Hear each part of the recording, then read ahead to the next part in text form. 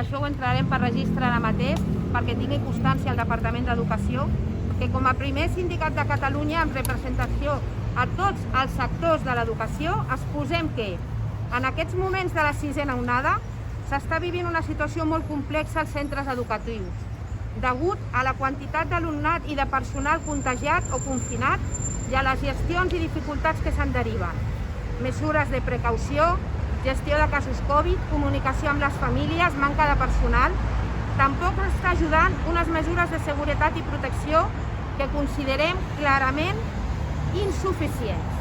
Tenim en compte la situació actual i que no garanteixen la seguretat dels treballadors i treballadores.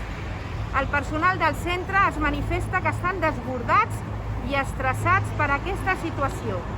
Estan realitzant un sobreesforç i treballant en condicions que no són gens òptimes. Per tot això demanem 1. Distribució de les mascaretes FFP2 suficients per tot el personal dels centres educatius. 2. Una especial protecció al personal vulnerable. 3. La contractació de més personal educatiu, de suport educatiu, d'administració i serveis per gestionar els casos Covid i les substitucions. 4. L'oferiment de jornada sencera per totes les persones que estan fent substitucions parcials. 5. L'obertura de totes les borses de treball, amb possibilitació de modificació de dades i en totes les especialitats. 6.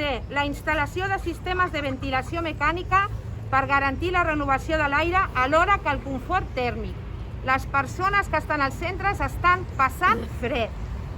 La disminució de les ràtios a tots els nivells educatius per garantir la seguretat i la qualitat educativa. I últim, la convocatòria d'una reunió extraordinària i urgent de la Comissió Paritària de Seguretat i Salut. Davant d'aquesta situació tan complexa i excepcional, les persones delegades dels diferents sectors de la nostra federació anunciem que ens oferim a fer substitucions a totes les especialitats i en tots els centres educatius on falti personal. Ho comunicarem al Departament d'Educació i a les patronals que ens posem a disposició de les nostres hores a estar als centres educatius i a la vegada continuarem compatibilitzant les nostres feines d'informar i assessorar a totes les treballadores. I anunciem també que presentarem una denúncia a Inspecció de Treball al Departament de Salut per no dotar de mascaretes FFP2 a totes les professionals de l'educació. Aquesta sisena onada està especialment als centres educatius. Si no hi ha aquestes mascaretes FFP2, no podrem protegir a les treballadores i a l'alumnat.